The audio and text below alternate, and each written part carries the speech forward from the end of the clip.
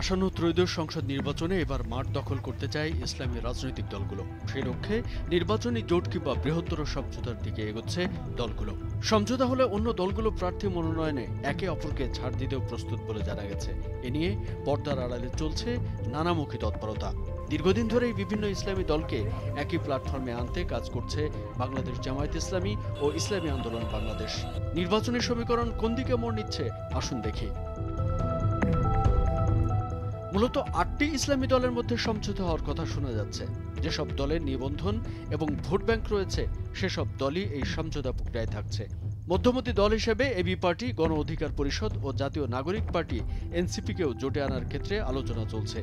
এ নিয়ে অনেকটা ব্যস্ত সময় পার করছেন লিয়াজু কমিটির সদস্যরা। তবে এখন পর্যন্ত সমঝোতা বা নির্বাচনী জোট কতদূর গড়িয়েছে কিছুই জানা যায়নি। তবে এই প্রক্রিয়ায় থাকছে না অরাজনৈতিক সংগঠন হেফাজতে ইসলাম বাংলাদেশ। বিএনপির সঙ্গে জোট গড়ার পক্ষে সংগঠনটি। অন্যদিকে ১৩ জুন লন্ডনে প্রধান উপদেষ্টা ডক্টর মোহাম্মদ ইউনূস ও বিএনপির ভারপ্রাপ্ত চেয়ারম্যান তারেক রহমানের বৈঠকের পর দেশের রাজনীতির চিত্র বদলে গেছে। ফেব্রুয়ারিতে জাতীয় সংসদ নির্বাচনের সময়সীমা নির্ধারণ হওয়ায় বিএনপি সহ মিত্ররা এখন সন্তুষ্ট। এরপরই নির্বাচনের প্রস্তুতিতে নেমেছে বিএনপি সহ দলগুলো। ইসলামী দলগুলোর ঐক্যের হিসেব মাথায় রেখে হিসেব কষতে শুরু করেছে বিএনপি ও তাদের মিত্রশক্তি।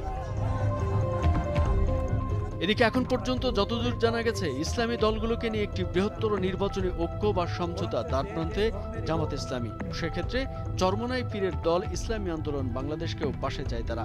এরই মধ্যে উভয় দলের মধ্যে বেশ কিছু বৈঠক হয়েছে। জামাত ইসলামীর সাথে তাদের অতীতে কিছুটা দূরত্ব থাকলেও দুদলের দায়িত্বশীল নেতারা বলছেন দেশ ও উম্মাহ এবং ইসলামের স্বার্থে কোনো সমালোচনা বা প্রতিবন্ধকতা নির্বাচনী সমঝোতাকে ঠেকাতে পারবে না। ২০২৪ সালের ৫ আগস্ট ছাত্র জনতার অভ্যুত্থানে ক্ষমতা ছেড়ে শেখ হাসিনা পালিয়ে যাওয়ার মাধ্যমে বাংলাদেশের রাজনীতিতে নতুন প্রেক্ষাপট তৈরি হয়। দীর্ঘ ১.৫ দশকের বেশি সময় পর নির্বিঘ্নে প্রকাশ্যে রাজনৈতিক কর্মসূচি পালন শুরু করে বাংলাদেশ জামাত ইসলামী। এছাড়াও দীর্ঘদিন ক্ষমতার বাইরে থাকা বিএনপিও পরিবর্তিত পরিস্থিতিতে এখন দিন গুনছে ক্ষমতার। সবকিছু ঠিক থাকলে ক্ষমতায় বসা এখন সময়ের ব্যাপার হিসেবেই দেখছে দলটির নেতাকর্মীরা। সে লক্ষ্যে দলের অভ্যন্তরীণ সমস্যাগুলো এখন গুছিয়ে নিতে ব্যস্ত সময় পার করছে দলটি।